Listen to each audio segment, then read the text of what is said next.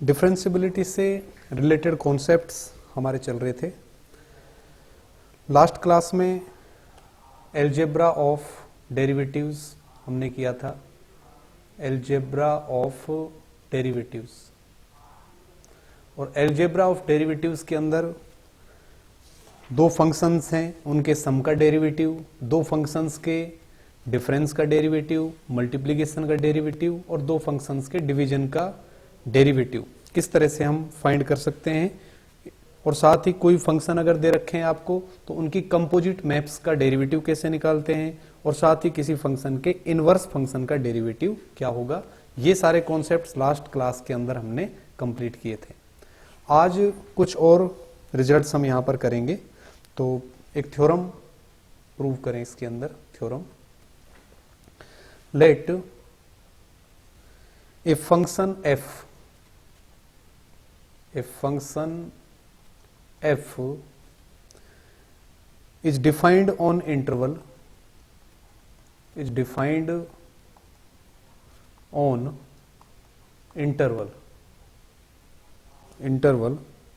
a comma b and for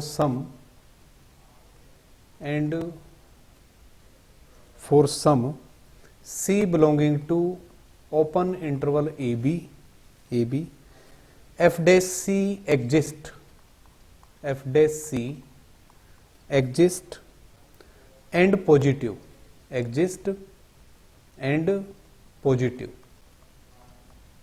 that is f dash c is greater than 0 then there exists a neighborhood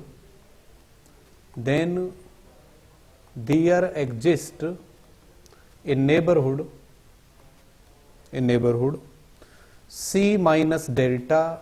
c plus delta, neighborhood of c of the point c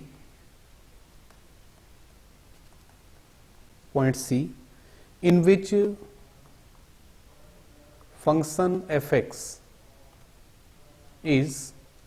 strictly increasing function,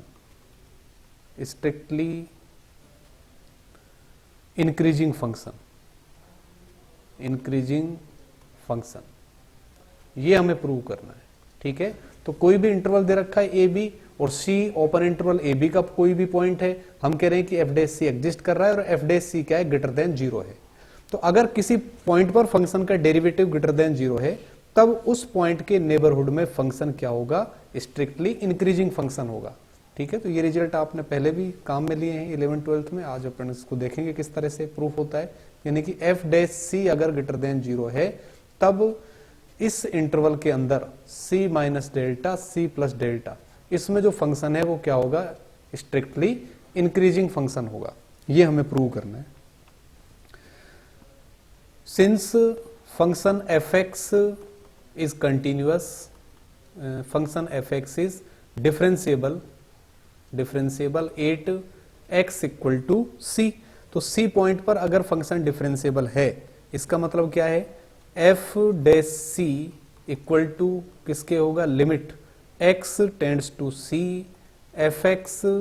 minus fc upon x minus c। तो यहां पर limit x tends to c है, since x tends to c, इसका मतलब क्या है, x minus c mod is less than delta and this is greater than delta, क्योंकि कभी भी x इक्वल टू c नहीं होगा। लिमिटिंग वैल्यू x की क्या है, c, तो x is not equal to c, so mod of x minus c is greater than 0 and since x tending to c, so mod of x minus c is less than delta, यानी x और c एक दूसरे के neighbourhood में, इस तरह आप लिख सकते हो। ठीक है, देन क्या आएगा, fx minus fc upon x minus c और माइनस f डैश c, इसका मोड क्या होगा, लेस देन एप्सिलॉन। यानी अगर x किसको अप्रोच कर रहा है, c को, तब ये जो फंक्शन बन रहा है यहां पर, ये पूरा फंक्शन, इसकी लिमिटिंग वैल्यू क्या बन रही है, f डैश c। तो अगर इसकी लिमिटिंग वैल्यू एफ डैश सी है तो एग्जैक्टली एफ डैश सी के बराबर तो होगा नहीं, लेकिन इन दोनों में बहुत कम का डिफरेंस होगा, यानी दोनों एक दूसरे के नेबरहुड में होगा, इसलिए ये ब्रैकेट वाला पूरा फंक्शन और एफ डैश सी अगर एक दूसरे के आसपास है तो आप लिख सकते हैं कि इन दोनों का डिफरेंस, इन दोनों के बीच की डिस्टेंस क्या है, लेस देन एप्सिलॉन। इस तरह से हम लिख सकते हैं। तो यहां से हम क्या लिख सकते हैं, देखो, since mod x minus c is less than delta, that is, इसी को दूसरे फॉर्म में मैं लिख सकता हूं minus delta less than x minus c is less than delta. इसी को मैं क्या लिख सकता हूं, c minus delta less than x less than c plus delta, c पूरे में ऐड कर दिया, यानी कि x किसके अंदर है, c माइनस डेल्टा और c प्लस डेल्टा। तो x अगर इस इंटरवल के अंदर आ रहा है, ठीक है, x अगर इस इंटरवल के अंदर आ रहा है, सो ये मेरे पास है, so for x belonging to c minus delta c plus delta, this implies क्या इंप्लाइज कर रहा है, mod of f x minus f c upon x minus c minus f dash c is less than epsilon, ये बन रहा है। इसको मैं क्या लिख सकता हूं, इसको मैं इस तरह से लिख सकता हूं, this implies minus epsilon is less than f x minus f c upon x minus c minus f dash c is less than epsilon, which implies f dash c minus epsilon is less than fx minus fc upon x minus c which is less than f dash c plus epsilon। इस तरह इसको मैं लिख सकता हूं, ठीक है। और यहां पर अगर मैं ये चूज कर लूं, क्योंकि एप्सिलॉन ग्रेटर देन 0 है, choose epsilon equal to 1/2 f dash c, suppose ये मैंने चूज कर लिया, और since f dash c is greater than 0, ये हमें दे रखा है इन थ्योरम गिवन, ठीक है, c पॉइंट पर फंक्शन का डेरिवेटिव क्या है, स्ट्रिक्टली ग्रेटर देन 0। तो अगर epsilon equal to 1/2 f dash c ले रहा हूं मैं, और f dash c greater than 0 है, then this will be greater than 0, इस तरह का एप्सिलॉन अपन चूज कर सकते हैं। एंड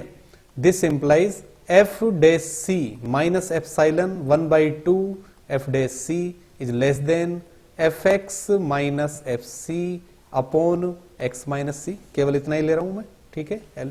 फर्स्ट और सेकंड वाली टर्म। इसको मैं क्या लिख सकता हूं, implies f x minus f c upon x minus c is greater than 1/2 f dash c, 1/2 f dash c, and which is greater than 0,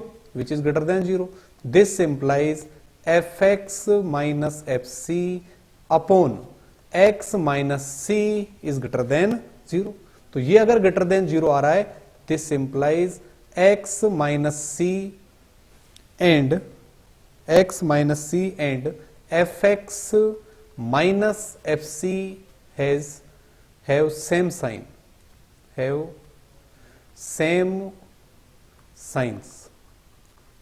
तो अगर ये दोनों ग्रेटर देन, अगर भाई ये पॉजिटिव आ रहा है, इसका मतलब f x minus f c अगर पॉजिटिव है तब एक्स माइनस सी भी पॉजिटिव है। इसी तरह से अगर f x minus f c negative है तब एक्स माइनस सी भी नेगेटिव है, या तो दोनों पॉजिटिव होने चाहिए या दोनों नेगेटिव होने चाहिए, तभी तो ग्रेटर देन 0 आएगा, ठीक है। इसका मतलब क्या हुआ, दैट इज आइदर या तो दोनों पॉजिटिव होंगे, यानी कि x minus c greater than 0 and f x minus f c greater than 0। इस केस में क्या होगा, x is greater than c और f x is greater than f c. तो यही तो होती है स्ट्रिक्टली इंक्रीजिंग फंक्शन की डेफिनेशन, कि अगर x ग्रेटर देन c है तब f x greater than f c, यानी कि साइन सेम आ रहा है। इसका मतलब क्या हुआ, f is increasing, f is strictly increasing, ठीक है। और x किस में बिलोंग कर रहा है, c minus delta c plus delta. तो इस इंटरवल के अंदर फंक्शन f स्ट्रिक्टली इंक्रीजिंग है, ठीक है। तो या तो दोनों पॉजिटिव होंगे या फिर दोनों नेगेटिव होंगे। तो नेगेटिव के केस में और क्या लिखेंगे, x minus c less than 0 होगा, f x minus f c less than 0 होगा। तो इस केस में अगर x लेस देन c है तब एफ एक्स क्या आ रहा है, लेस देन एफ सी, यानी साइन अभी भी प्रिजर्व है, यहां लेस देन है तो इधर भी लेस देन आ रहा है। इसका मतलब क्या हुआ, इस केस में भी फंक्शन f क्या है, इंक्रीजिंग है, increasing for all x belonging to c minus delta c plus delta, strictly increasing. ठीक है, तो दोनों के साइन क्योंकि क्या आ रहे हैं, सेम आ रहे हैं। तो फंक्शन f डैश c, तो फाइनली जो रिजल्ट हमारे पास है कि अगर f dash c greater than 0 है तब for all x belonging to c minus delta c plus delta fx is increasing, fx is strictly increasing function, ये होगा। ठीक है, इसी तरह से अगर f dash c less than 0 है, सेकंड जो थ्योरम है, अगर लेस देन 0 तब डिक्रीजिंग हो जाएगा। तो क्या लिखेंगे आप इसको, अगर f डैश c क्या है, लेस देन 0, ठीक है, where c belonging to open interval a b, f dash c अगर लेस देन 0 है then there exist, then for all x belonging to c minus delta c plus delta, इस interval के अंदर fx क्या होगा, monotonic decreasing function, monotonic वो strictly decreasing function होगा। ठीक है, अगर एफ डैश सी क्या है, लेस देन 0, तब सी के नेबरहुड में फंक्शन डिक्रीजिंग होगा। ठीक है, तो इंक्रीजिंग और सेम उसी तरह से एफ डैश सी अगर लेस देन 0 है तब क्या होगा, डिक्रीजिंग होगा। इसी तरह से एंड पॉइंट्स की अगर अपन बात करें, ये इंटरवल अगर मैं ले रहा हूं ए कोमा बी, ठीक है, इसके एंड पॉइंट्स की मैं बात करूं, एंड पॉइंट्स, ठीक है, अपन मान लेते हैं कि सपोज एफ डैश ए एग्जिस्ट, ये मैंने मान लिया, लेट एफ डैश ए एग्जिस्ट, यानी एंड पॉइंट है जो फर्स्ट वाला ए, उस पर फंक्शन का डेरिवेटिव एग्जिस्ट कर रहा है, तब क्या होगा, देन ए का नेबरहुड क्या बनेगा, अब ए कोमा ए प्लस डेल्टा, यही तो नेबरहुड बनेगा, क्योंकि यहां अगर कोई भी पॉइंट लेते हो तो ए minus delta A plus delta बनता है, लेकिन अगर आप ये कह रहे हो कि भाई ए एंड पॉइंट है,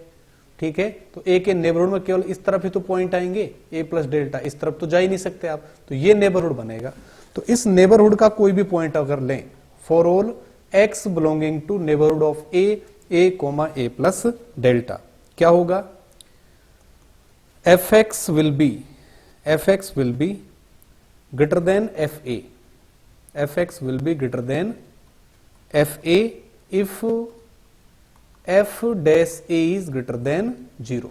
f dash a is greater than, अगर f dash a greater than 0 इसका मतलब इंक्रीजिंग होगा, इंक्रीजिंग है तो यहां से देख सकते हो आप x कहां पर ले रहे हो आप, भाई ये तो आपके पास a है, इधर क्या है a प्लस डेल्टा, इस इंटरवल में x ले रहे हो, इसका मतलब x a से बड़ा है, यानी कि यहां पर क्या है, x is greater then a, तो x ग्रेटर देन a है, उस केस में अगर fx ग्रेटर देन fa आ गया तो फंक्शन क्या होगा, इंक्रीजिंग फंक्शन होगा, और अगर fx लेस देन fa आ गया तब फंक्शन क्या हो जाएगा, डिक्रीजिंग हो जाएगा, या f डैश a अगर लेस देन 0 आ रहा है उस केस में फंक्शन क्या हो जाएगा, डिक्रीजिंग हो जाएगा। ये तो एंड पॉइंट a के लिए कंडीशन है। इसी तरह से अगर एंड पॉइंट बी की हम बात करें, तो ये इंटरवल अपने पास है, ये पॉइंट है ए, इधर वाला पॉइंट क्या है बी, ठीक है, तो इधर नेबरहुड जब बनाओगे तो बी माइनस डेल्टा, ये नेबरहुड बनेगी। ठीक है, इस नेबरहुड के लिए फंक्शन को कैसे डिफाइन करोगे, अब दो केसेस हैं भाई, एफ एक्स क्या होगा, लेस देन एफ बी हो सकता है, या एफ एक्स को मैंने क्या ले लिया, ग्रेटर देन एफ बी ले लिया। अब यहां से देखो आप, x अगर इस इंटरवल में ले रहे हो तब x क्या है, ग्रेटर देन b,